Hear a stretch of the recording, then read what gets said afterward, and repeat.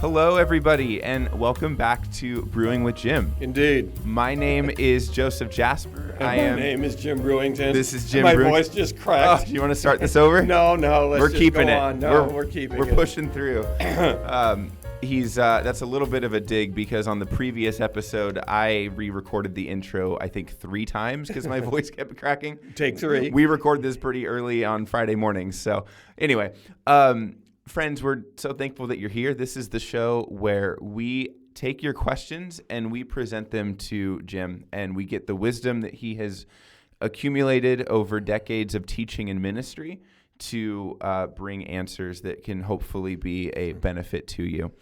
Today's question, Jim, definitely, I am certain of it. Sometimes we don't know because the questions are anonymous.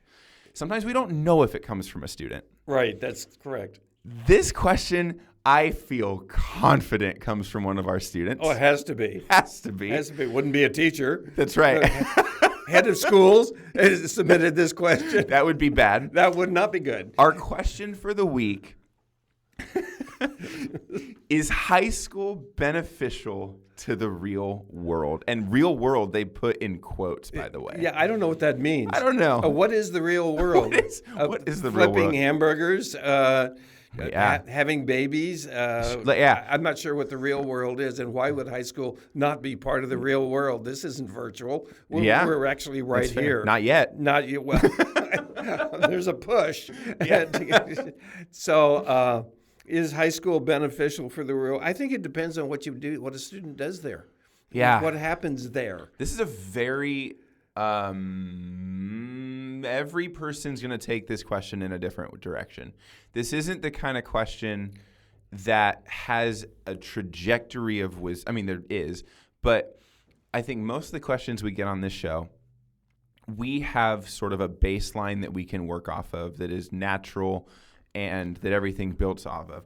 This one, we could make a case in a lot of different directions. We can. And even in contradictory directions should we choose. Well, let's talk about what's available to acquire in high school. Sure. There's always the content of the subject and what the teacher is teaching. And, Yes.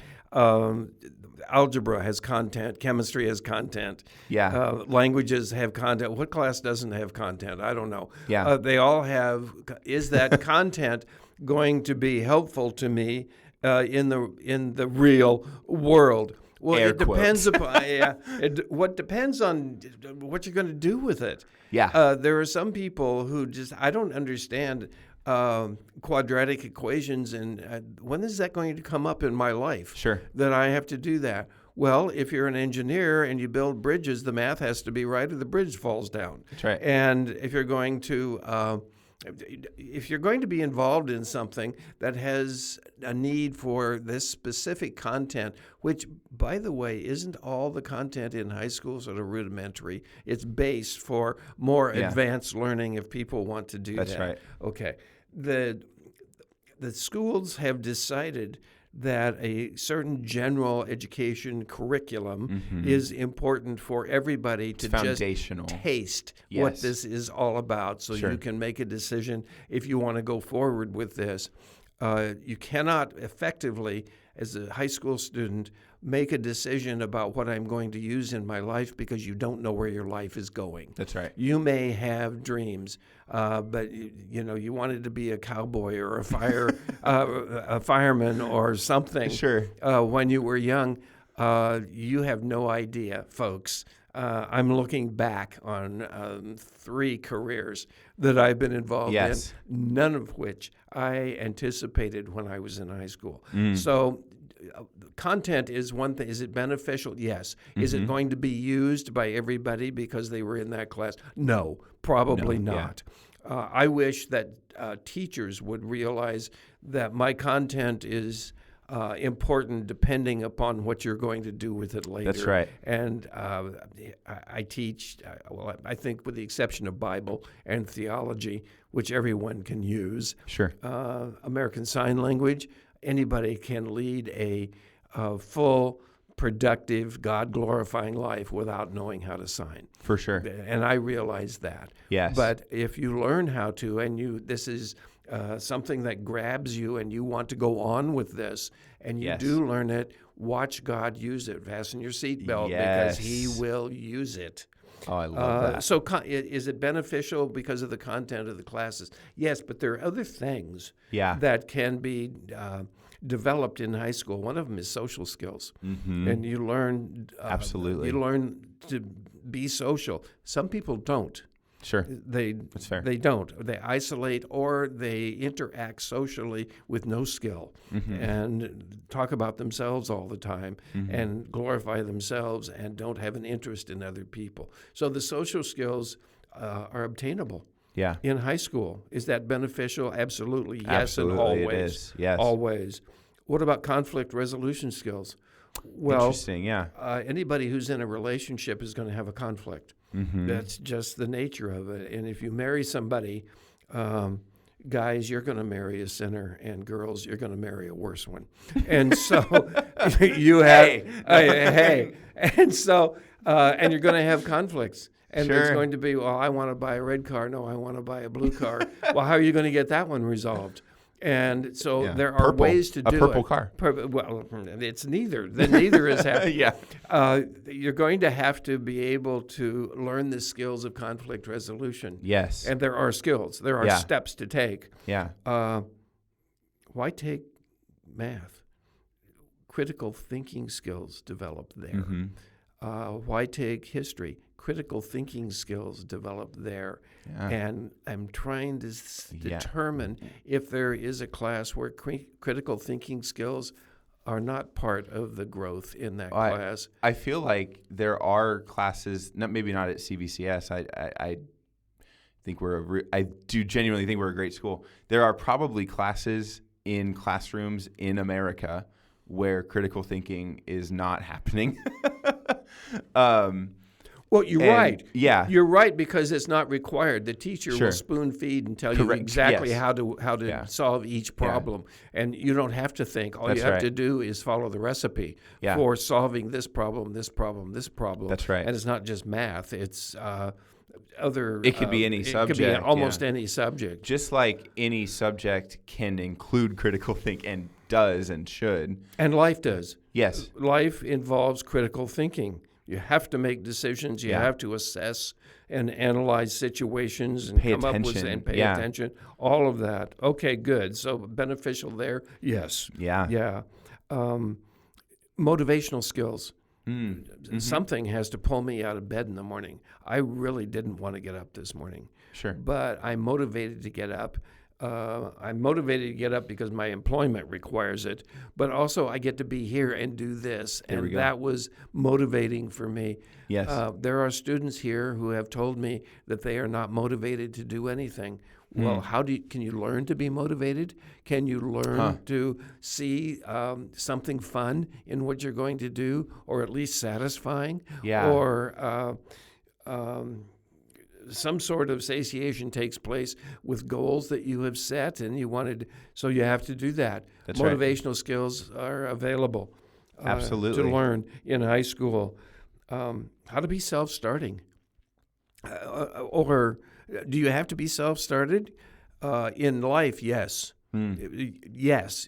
In school, not always. I have students who come in and sit down in the classroom and just fold their hands and wait for me to initiate everything. Yes. And my favorite line, my line that I use very frequently from the desk when I am taking roll is, "You can start without me." And then they get, "Oh, yeah, okay, I have a language to learn. I have some tools here. Let me pull those out and get started." Why do some students not start without direction and without being told to? Probably because they've never had to. They have been taught. They have been spoon-fed. They have been taught, and they've been spoon-fed, or they have been exclusively with teachers that have only told them what to do. I'm speaking very generally here. Right. That when they enter a class where suddenly the expectation is on them, they don't have that practice. That's right. Yeah. Yeah. Well, our educational system, I would blame, is at fault because of that. And the teachers. So I just get started without me. Yeah. Absolutely. I have had students say to me things like, well, how can I learn a language when nobody teaches me what the language is? Well, figure it out. Figure it out. There are tools for this. That's right. I am here to teach you, but I am not here. I think I'm not here. I'm learning this in the later part of my life. I am not here to spoon feed you. I want you spoon fed, but I want you to spoon feed yourself. And there you go. Figure out how you do this. You just spoke to something on our previous episode. The surprise question was, how are you seeking to improve something in life? You mentioned improve your teaching practices. Yes, I did. You just now on this episode gave us an example. Okay. There you go. All Thank right. you. Well, I have to decide what it is. Nobody's forcing me to improve. Correct. Absolutely. So I have to self-start. Theoretically, a teacher goes through evaluation processes, and depending on the context and the school and the principal, but generally speaking, teaching is a very self-starting profession. It is. Teachers need to be self-starting. Right. And so do students. Yes. And so do people who are not teachers in the real world. When you get out there, I don't care where in the world you are. There probably is some exception somewhere. But you need to be self-starting, everybody. And you can learn that in high school. So is high school beneficial? Yes. Yeah. Yes. What about physical fitness? Mm-hmm. We live in a world where many people are not physically fit at all. But you can learn physical fitness in high school, play sports, physical education, learning how to work out, learning what to eat and what to avoid eating, exercise. That's available to learn in high school. Sports are available. Sports. PE is for those that don't want to play a sport, which is totally legitimate. I didn't play a sport in high school. Mm-hmm. To be able to, exercise has dual meanings here, but to be able to really exercise that entire facet of your existence, the physical body, that's important to your entire development. It is. So we're piling up. I don't know how many of these we have piled up here, 5, 6, 7. Things that are beneficial in life that are available in high school. I love it. Another one is time management skills. Elementary school, essential. Kids don't have to think about time management. Mom and dad will tell them when they have to get up, when their bedtime is, when they're going to eat, when they have to get ready to go to school, drop them off at school. The teachers will tell them what step is going to happen every time. Well, there's a time when now we have prep periods, and the students can use them or not use them. Yeah. Talked to 2 students who just voluntarily walked into my classroom after school yesterday individually, and we talked about their lives. And one of them has school to go through, is in the plays here, productions, at the same time playing volleyball, at the same time has a job, a part-time job. My goodness. At the same time has homework. And when do you live? That's exhausting and sad. Well, the production that we had here at the school is now over. Sure. Volleyball season just ended. Yeah. And so there's a relief that those 2 chunks of his life no longer require his time. But time management is a skill that everyone needs. Does everyone need? I think we do. Yeah. Yeah. I think we so. have to decide how we're going to spend our time. Yeah. And we also have to decide if we're going to be in the center of God's expressed will when we're going to waste time for the glory of God. He calls it Sabbath. There you go. But when are we going to have a day off? When we don't, you know? And I've said before, and without fear of being hackneyed here, that having a day off is right up there on the tablets with do not murder. That's right. And most people that I know, many people I know, ignore that completely. What about problem-solving skills? I have a problem and I don't know how I'm going to solve it. So who do I ask? I don't know. Figure it out yourself. Right. Figure it out is one of the skills that can be learned in high school if the school and the teachers will make that available to that is so the students. critical. Yes. Figure it out yourself. It can be a tendency for teachers just to take care of, let me do this for you. And I know one of the principles that we have this whole list here called the art of learning. The number one item on the art of learning that guides our curriculum development, that guides our teaching practices. Number one is do not do for the students what they can do for themselves. Exactly. Yes, and I had to learn that. Me too. I had to learn that. Me too. And even after, because I require all the students in ASL to take their quizzes in pencil, so I had a box of pencils up front. Yeah. What am I doing with a box of pencils up front? Can't they, come to school 101, bring pencils. Yeah. Because ASL requires it. Bring a piece of paper. I have them put loose leaf notebook paper in their binder under a particular section. I tell them how to set it up. Here are the 5 divisions. How about figure it out for yourself? Okay, those skills, community. What else is? It's important, I think, for people to know how to talk, and speak, and have conversational skills, interactive, one-on-one, conversational skills, communication, and articulation. You can learn that here. Rhetoric. You can't learn it, I think, if you're texting. That's not one-on-one communication skills. Interesting. I think that cell phones, I don't want to get into that whole issue now, but cell phones have stunted the communication skills growth with many students. Sure. And what about writing? I'm not sure what's going on in elementary school. I probably should know, but I don't. What are we doing about teaching penmanship and writing?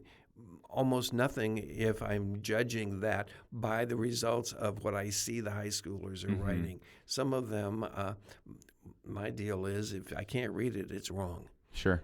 And so all of those things, the answer to this is high school beneficial? Absolutely. Because of all these topics that we have mentioned that are available here.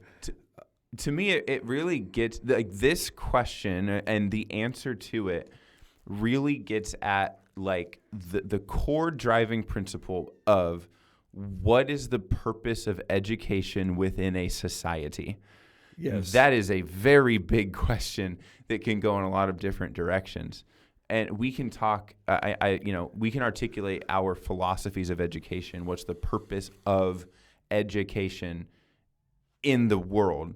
And whether it's civic duty, creating an effective workforce, whether it's instilling moral values or civic values, creating good citizens, there's so much to it. At the end of the day, though, whatever your understanding of that is, and we could talk about that if you want to, like high school or any grade level, we said this earlier, is the foundation for all of the rest of the people we have in our that we have to interact with and live with and work with. At a certain point, yes, you graduate from school. At 18 years old, you can be done with school. Yes. But you have another 50, 60, 70 years to do stuff. And most of the people on the planet are older than 18 years old. Yes. So, especially now. And we have to deal with them. We have to deal with that. Not in a negative sense, deal with them, but we have to rely on interact with them. Yes. We have to rely on them. We have to make sure that they are, and education and that youthful, these youth for young ages, that's the opportunity, right. That's the foundation that sets up the rest of your life. Well, when somebody is in high school and they take the classes, they go through the program, if these topics that we mentioned here become something in their mind. They can learn to glean from any experience. And then when schooling stops, education continues. You can have education in high school. You can have education in college, in the universities. You can have education in your work. You can have education in having coffee with a friend. Something tragic or a calamity happens in your life. You can learn from that. And if you learn to learn, if you learn to pay attention and learn, and what can I benefit? Now, the calamity, the death of a child or something, which has got to be the worst there is. Not during the grieving period, of course, which doesn't end always, but the heaving grieving at the moment that takes place, you don't glean from that at that moment. But then in time you do, if you know how to learn. And it becomes almost automatic. So is high school beneficial? Yes. Oh, emphatically yes. And not just high school, middle school, elementary school, like school education. It doesn't stop. The idea of being a lifelong learner, I think, is central to not just all the civic duties and whatever things I mentioned a couple minutes ago, but I'm thinking of like being a good husband, being a good father, mother, wife, being a good employee or boss or manager. These are all things that you have to continue to develop. It doesn't stop, but it does with some. Yes. Some people don't learn how to learn. Don't learn how to benefit from their experiences. They just are metaphorically sitting under a tree, letting life unfold, watching the weather go by. And when that happens, no, that's fine. No. Interrupt me. I don't mean to interrupt you. No, but please do. Our pastor says this thing because he started his own church in his backyard with 8 people, and it's grown, and he's done very, very well. He's an amazing pastor for us and our family. He has been cautioned by pastors of even bigger churches. He says they tell him be leery or be afraid of the sense of arrival. Oh yes, and that you've never arrived. And that applies to him as the pastor of a church, right? The congregation never reaches a certain level where you can suddenly say, we made it. Everyone in Christianity has a next step. Everyone. That's the point, is that being afraid of the sense of arrival applies to all of us. Yes, it does. In I agree. Every context. I've never arrived as a husband. Granted, I've only been married for 2.5 years. But I will never arrive, right? I will never arrive at what it means to be a father. I will never arrive at what it means to be a teacher or a podcast host, right? I'm not sure what you meant by that. I will never arrive what it means to be a father. I hope you do. No, you'll never. I'm sorry. I mean, in terms of the continuous improvement, continuous learning, continuous development. Okay, that's clear. Thank you. That I never arrive. Yes. At I'm the perfect father now. Right. I'm the perfect husband now. Even though I tell my wife that all the time. Well, you'll have evidence otherwise. Oh, yeah. She will present that evidence. Sure. Okay, so our conclusion here is high school beneficial? Emphatically, quickly, yes. Absolutely, yes. And make sure that you are the benefactor. Yeah. Take what is available. Yes. That's it. Everything you say shoots me on another tangent that we could talk for 10 more minutes. Take advantage of this time of your life. Holy cow. This is such a special time of your life. Cow. You are going to graduate, and then life is going to hit you like a freight train. This is truly a special, special time. Do not go through these years begrudgingly and angrily. It's so unique, and it's so wonderful, and it's so much fun. There's no wonder if you've ever paid attention to anybody talking about this that's older than you. I guarantee you, everyone that's older than you would love to be in high school again for like one day, just to like sense that youth, sense that excitement. My back doesn't hurt. I don't know, but like enjoy it. Make the most of every single day. Yes. It's special. Good It conclusion. is special.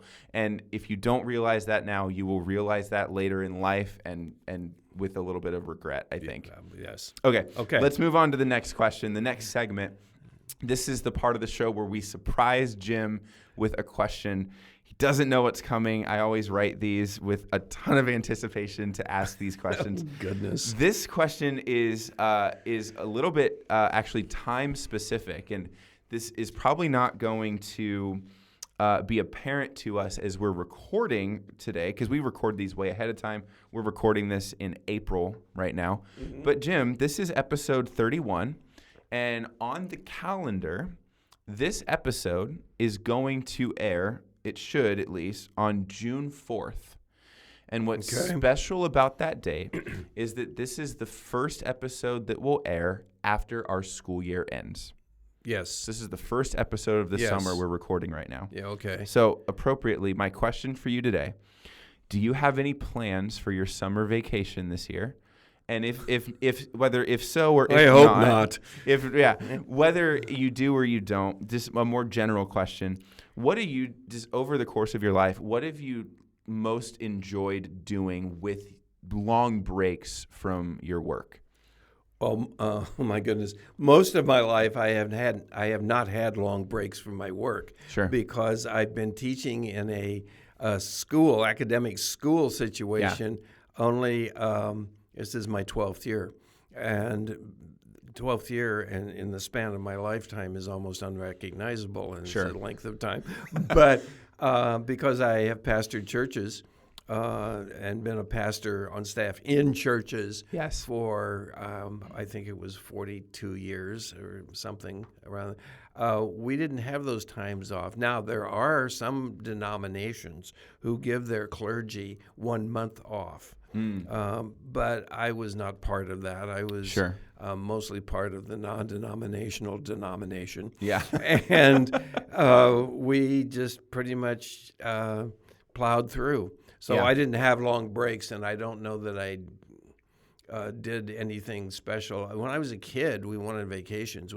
Vacations meant road trips and going to different places.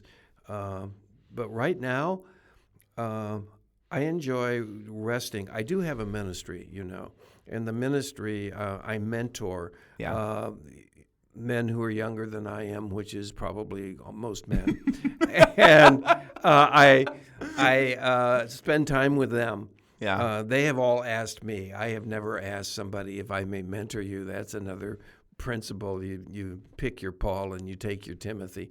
But I have all these blessings in my life, and they live in different states all over the country. I spend time with them, and I enjoy spending time with them. Debbie and I, my wife Debbie, and I are incompatible in every way. We have unreconcilable differences, which people use as a reason for divorce. I think it's a reason to stay together. But love that. She likes to be on the go constantly. I have been on the go and don't have a desire to be on the go. Yes. Oh, you're going to Costco. Can I go with you? And then she likes to travel, and I enjoy traveling with her. But I like being in different places. But I don't like getting there. I don't. Yeah, that's a good way to put it. I don't like the planes and the hassle at the airport, and I don't like some of the road trips I might like. But we went to Los Angeles last weekend to see Funny Girl at the Almason Theater. It was wonderful, by the way. I had to drive in L.A. traffic, and that I don't like doing that. Okay.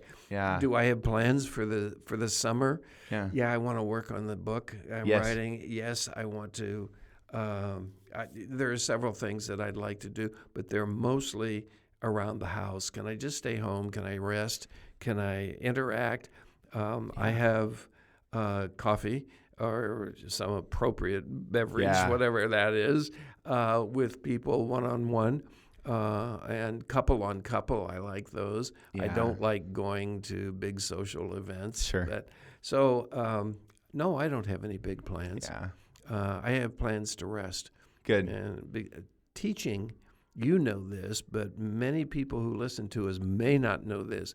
Teaching is more rigorous than anyone would ever imagine. It's insane. It's unbelievable. And people will say, oh, well, you have these long breaks during the year, and you have the summer off. We use them. And, oh, my goodness, you have no idea what kind of pressure comes upon us for lesson plans, for talking to parents, for talking to students, for going to events, all these things that we have to do. And I have a vacation from that in the summer. Yeah. Now, the school has said, would you like to work during the summer? We're going to have camps. I'm not sure what those are all about. Sure. But we'll pay you to run one of these camps, and our kids can go to. My answer is no. Yeah. No, thank you. I need the rest. Yeah. So absolutely. What do you do during the summer? Yeah, it's looked different every summer because depending on what school I've been at or what position I've had at each school, I get a summer break or I don't. I'm in, I think, this stage of my career where I don't get big summer breaks anymore, just with working with the ed tech side of things. And that's right. I do work with administration. Well, you're a 12-month employee. I'm not literally, but I do get like stipends over the summer and stuff. Okay, I see. Okay. No, I do work with administration a lot, and summertime is their time to really crank out all the, we got to get all this stuff done before August, But I do get like more of a break over the summer just because, of course, classes aren't meeting and projects aren't happening, and the work schedule is lesser. Yes. So with my, it's not entirely free time, but with my additional time that is more free, I'm looking forward this summer to being home. I have a little baby at home who, by the time this episode airs, will be a year old. Oh my gosh! And he turns 1 in May, and so just seeing, you can trace back. It's funny, I think you can look almost day to day at this point and see development. There used to be a time. Oh, every day with the kid. Yeah. There used to be a time where you would have to go several days or weeks before he's like, oh, he smiled, or something. He's already getting to the point where he's doing something new almost every day. And that is so weird. So that's enjoyable during the summer to see that more closely. And just to be more present and just with him, because we know that we already feel this, and everybody who's ever been a parent will tell you, these days go by quickly.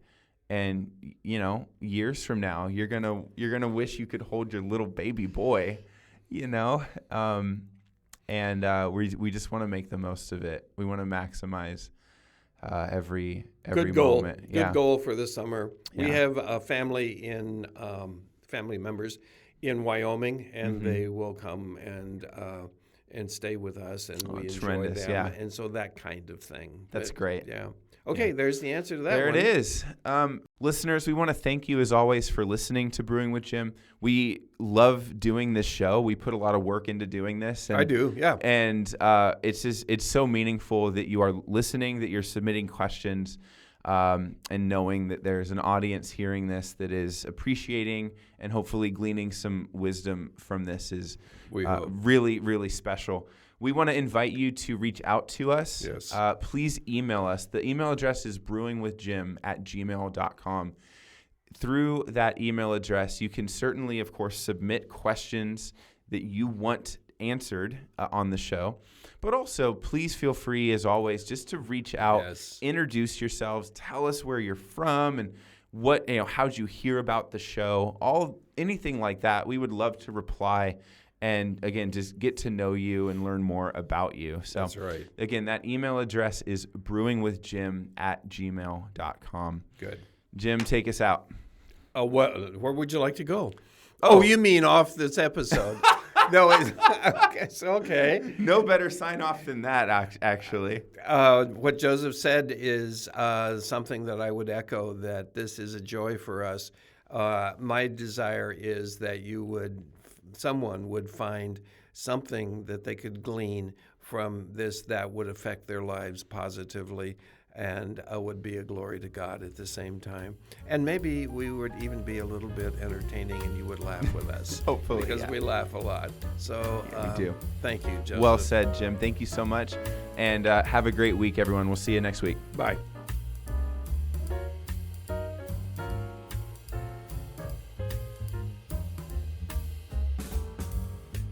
The topics that are covered and the answers that are offered during episodes of Brewing with Jim are designed to mine the wisdom attained from a life of pastoral ministry and care.